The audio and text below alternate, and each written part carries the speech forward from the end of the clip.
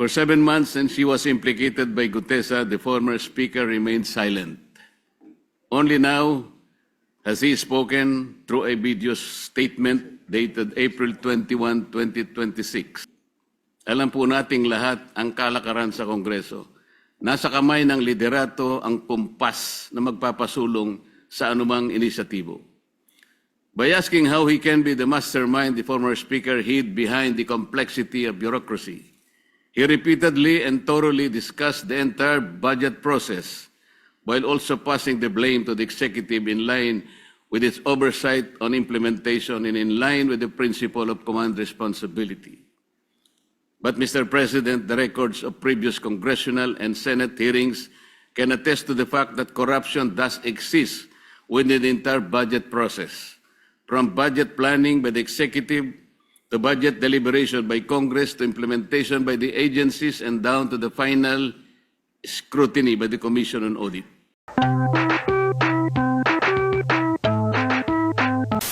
Mr. President, distinguished colleagues, I rise on a matter of personal and collective privilege, one that strikes at the very heart of public accountability, the integrity of our institutions, and the trust reposed upon us by the Filipino people. On September 25, 2025, former Speaker Martin Romualdez was implicated in the flood control scandal after retired Marine Sergeant Orly Gutesa testified during the Senate Blue Ribbon Committee hearing that the lawmaker is a leading figure in this scandal. Gutesa alleged that as a security aide to former Congressman Saldico, he was tasked to carry and deliver suitcases containing basura, a hideous term they used for files of cash, approximately amounting to 48 million pesos each. He recounted that on one occasion, they brought up 35 suitcases for delivery to a residence identified as that of Martin Romualdez at 40 McKinley Street, Taguig. For 7 months since she was implicated by Gutesa, the former speaker remained silent. Only now has he spoken through a video statement dated April 21, 2026, where he finally addressed the allegations surrounding what is now one of the largest systemic looting of the national treasury in our nation's history, the flood control scandal. Ngunit imbes na maliwanagan ang taong bayan, ang kanyang mga pahayag ay lalong nagbunga ng mas maraming tanong kaysa sagot, Ginoong Pangulo. At first glance, the statement appears to be a defense grounded in law, process, and institutional structure. But upon closer examination, Mr. President, this is not a clarification but a calculated narrative. And it is our duty as members of this chamber to dissect this narrative, expose its inconsistencies, and ensure that the truth is not buried beneath rhetoric. His justification for his prolonged silence, an alleged act of respect for the legal process. But lest we forget, this is the same individual who declined the invitation to appear before the Senate to answer questions under oath. The same individual bestowed upon the inter-parliamentary courtesy by the chairman of the Blue Ribbon Committee. Let us be clear. Respect for the legal process is not measured by selective participation.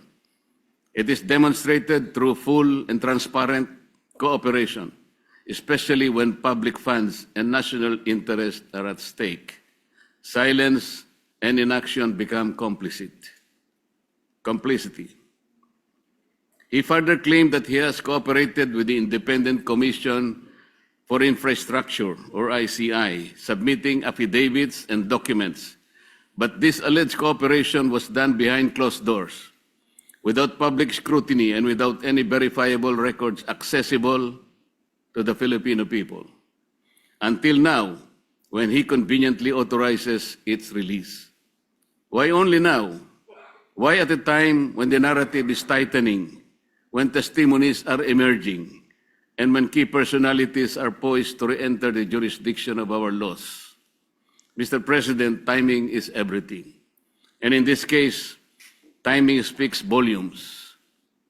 Let us now address the core of his defense, the claim that he cannot be the mastermind because the budget process is collective, multi-layered, and shared across branches of the government. The former speaker asked, "How can I be the mastermind?" But the question itself is revealing.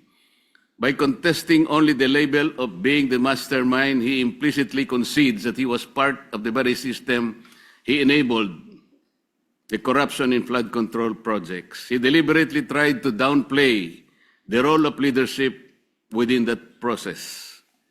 The issue then is no longer whether wrongdoing was committed, but the extent of his role in allowing it. Mr. President, those of us who walk through the halls of Congress know this. Nothing moves in the House without the imprimatur of its leadership. The Speaker of the House is not a ceremonial figure. He's not a just passive participant. He's the central authority who controls the legislative agenda, influences committee outputs, and ultimately determines what reaches the plenary. To say that the Speaker is merely one voice among many is to paint a picture of the House that is devoid of reality. Mr. President, alam po nating lahat ang kalakaran sa Kongreso. Nasa kamay ng liderato ang kumpas na magpapasulong sa anumang inisyatibo. By asking how he can be the mastermind, the former Speaker hid behind the complexity of bureaucracy. He repeatedly and thoroughly discussed the entire budget process while also passing the blame to the executive in line with its oversight on implementation and in line with the principle of command responsibility.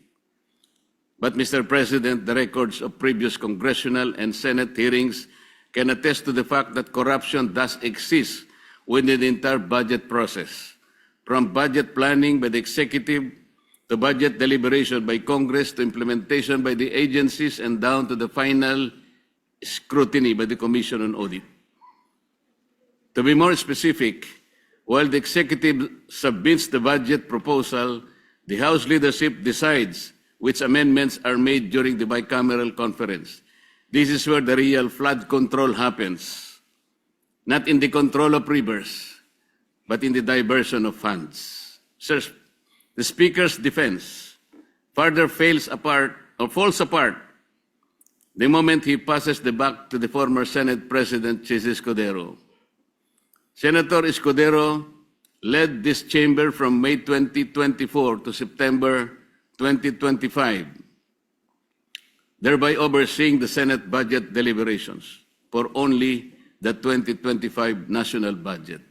Romualdez, on the other hand, served as the House Speaker from July 2022 to September 2025, overseeing the full cycle of three national budgets, 2023, 2024, and 2025.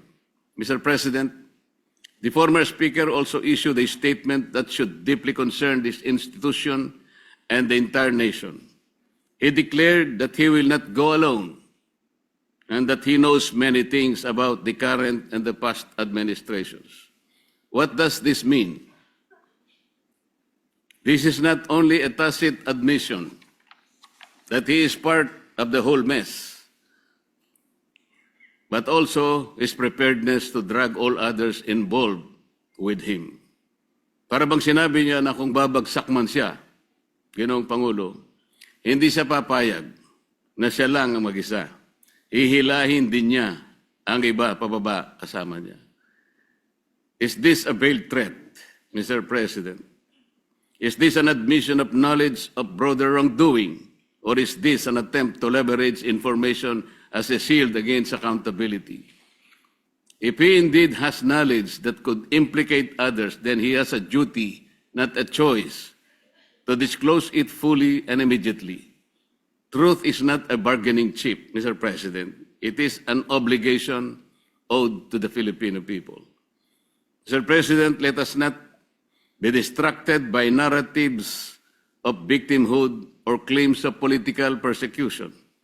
The issue before us is simple. Public funds intended for flood control, funds meant to protect lives, livelihoods, and communities have been misused, diverted, or rendered ineffective through systemic anomalies.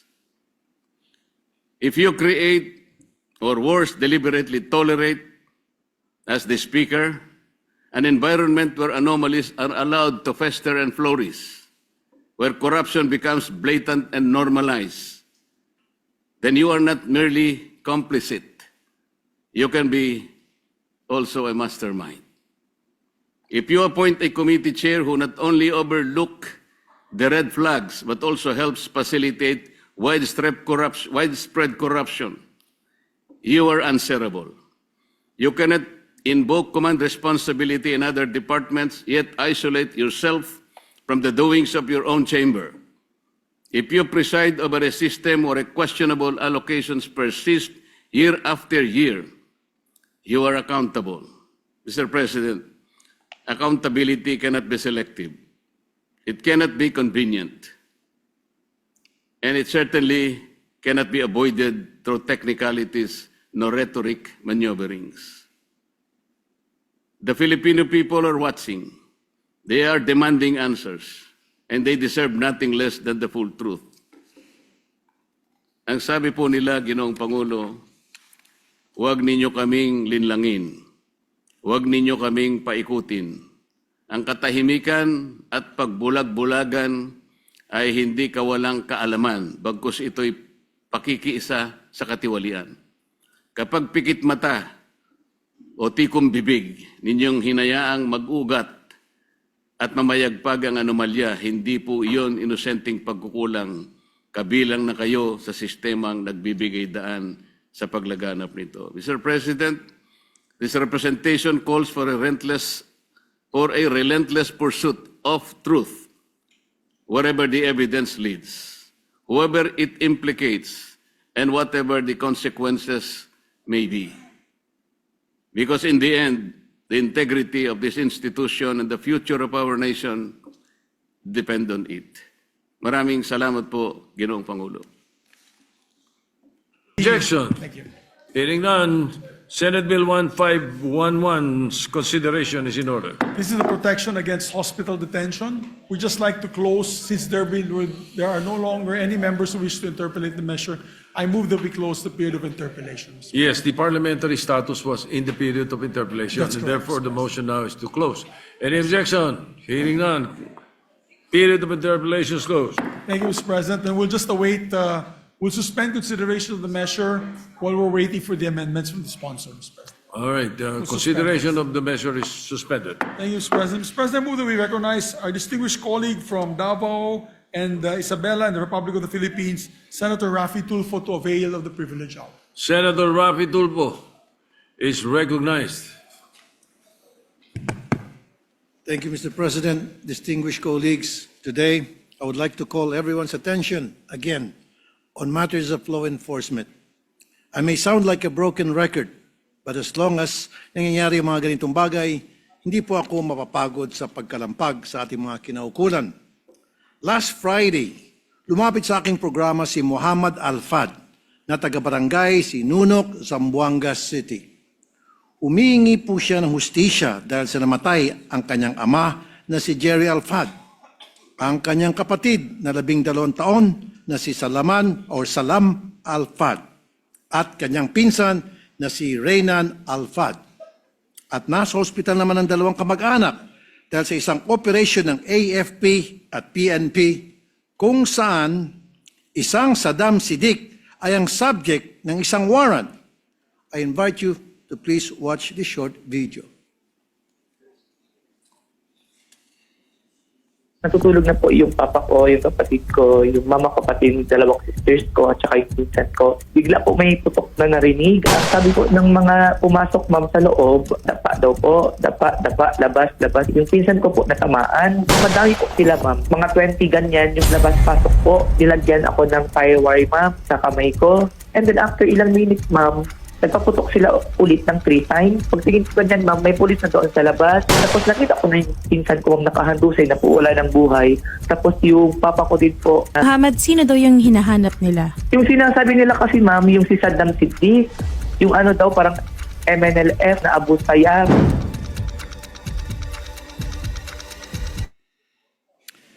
Mr. President, the encounter happened at 1:30 a.m. at the residence of the Al-Fads. According to survivor Muhammad, natutulog ng ilan sa kanilang pamilya noong panahon na yon na makarinig siya ng tunog na parang umuulan. Yung pala, bala ng umuulan sa kanilang tahanan. Nung lumabas siya ng kwarto, pinadapa siya ng mga operatiba at nakarinig pa siya ng mga barilan kahit nakapasok na sa bahay ang mga operatiba. Nung matapos ang operations, nalaman niya na napatay ang kanyang ama, kapatid at pinsan. Walang pulis na nagpaliwanag sa kanya kung ano ang dahilan ng pagsugod nila. At nalaman niya na lang na sa mga tao sa kanila na may hinuhuli daw na isang Saddam Siddiq ang mga operatiba. Ayon kay Muhammad, walang ganong tao sa kanilang tahanan at hindi niya ito kakilala. Samantala, ayon sa PNP, an exchange of fire broke out when they were about to serve multiple warrant of arrest for murder and frustrated murder on Saddam Siddiq, a member of Abu Sayyaf group.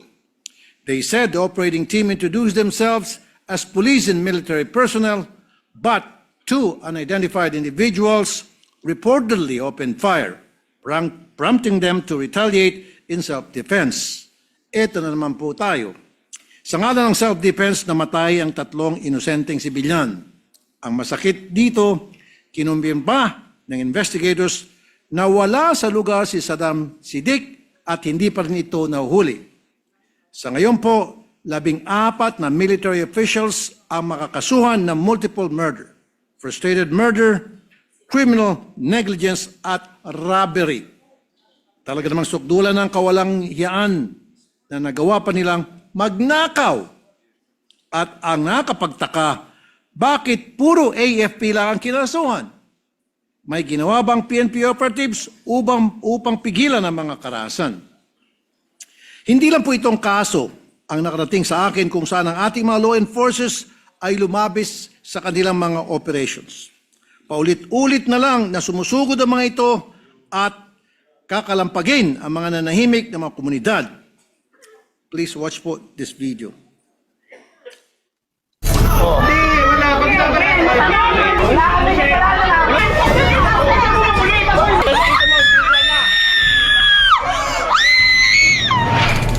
Bigla daw pong may nang raid daw po. Pero tapos na po yung sabong nung araw po na yon. Nagulat na lang po kami. Sinabi po sa amin nung kapatid ko na nabaril daw po yung pinsan ko. Yung non-raid po, mga nakasibilyan po. Sabi po nila sa akin na may tinatago daw po kaming kriminal. Gusto nilang huliin. Bakit daw po namin pinatakbo sa taas?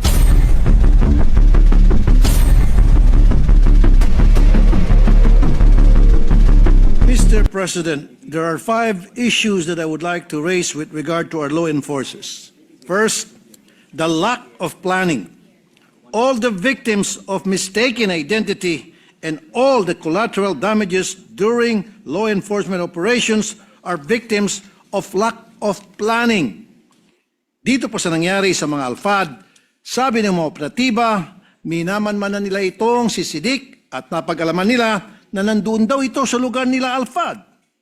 Pero kung alam nila yon, alam din sana nila na may ibang tao doon.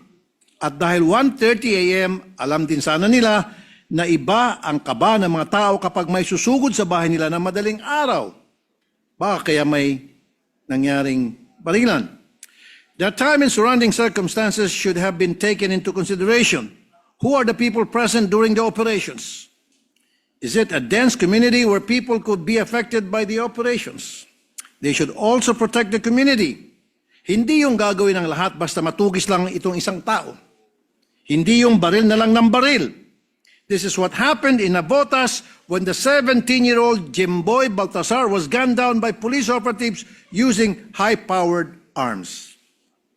At dito pumapasok ang pangalawang issue, the use of excessive force. A few months ago, I encountered another case where the police did not follow the rules of engagement. I invite you to please watch the video.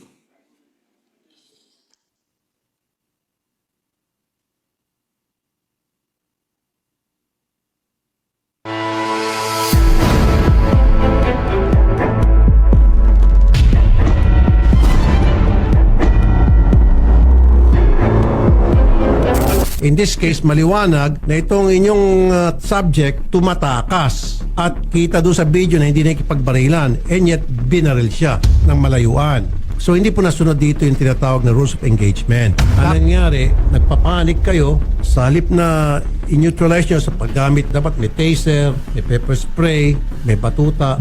Yung baril, last recourse yun. Ang nangyari kasi sa ating kapulisan, kunting mali lang, medyo papalag na yung suspect, binabaril na.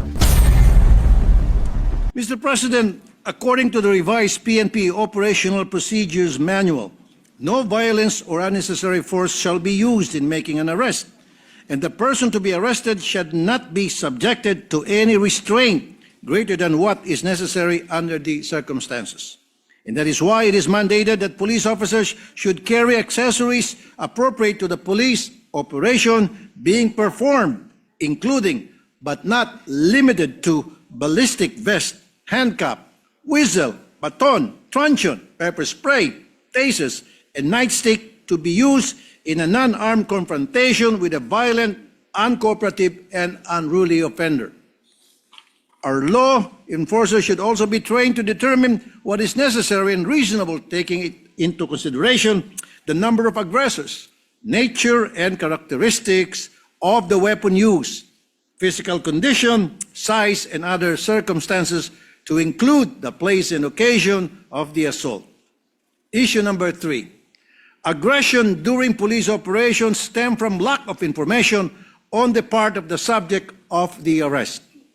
Nakailang kaso na po sa aking programa na pumalag sa mga kapulisan ang subject dahil hindi naka-uniforme ang pulis, walang dalang warrant, at walang paliwanag sa subject.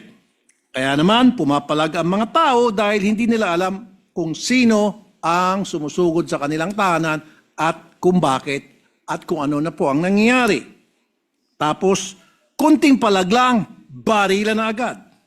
And that is why we push for the passing of the bill on body-worn camera for law enforcers. Salamat kay Senator J.V. Ejercito at sa Committee on Public Order at pagpursige din niyang ipinasa ito ngayong Kongreso. Another problem that I have encountered is the data system ng PNP kasama ng e-warrant system.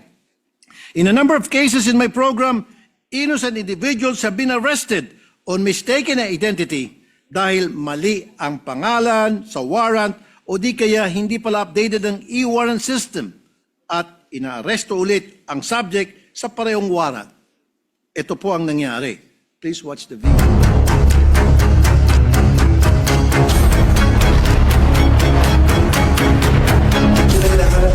Si Kuya Tutoy daw po. Una po, hindi ito napunta. Yung pong warang po yun, matagal na po yun. Nangulong na nga po ako dyan, 4 na buwan po. So, ibig sabihin, yung mga pulis, walang kopya nito. Wala po. Nung kumukuha po ako ng police clearance, mayroon daw akong hit. Tapos nagkaroon ng mugshots. Ulit-ulit nilang tinatanong sa akin na kung ako ba daw yung taong yun. Sabi ko, hindi ho talaga, sir. Hindi po talaga ako nakasasangkot sa anumang kaso o Matindi to. pakikipag-away. For 8 days nakulong si Sir.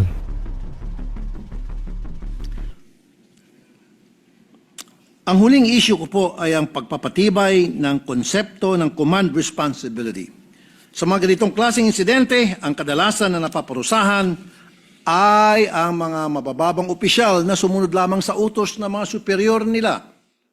Pero Mr. President, in all planned police operations, the team leader of the operating team is required to secure a pre-operation clearance prior to the conduct of operation. This clearance must be approved by the chief, commander, or head of the office or unit and must be submitted at the operation section for record purposes. And when it comes to PNP-AFP joint operations, the PNP shall take the lead role in the conduct of sustained law enforcement operations against terrorist groups and other threats to national security, including the service of warrants of arrest. PNP pa rin dapat ang lead role. Pero bakit dito sa kaso ng Alphad, puro AFP lang ang kinasuhan?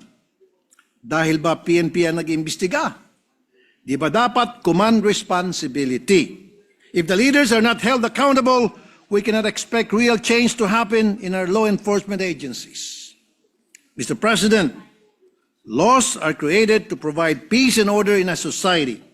And we create law enforcement agencies such as our PNP, as well as the AFP, for national security purposes and to ensure that these laws are obeyed.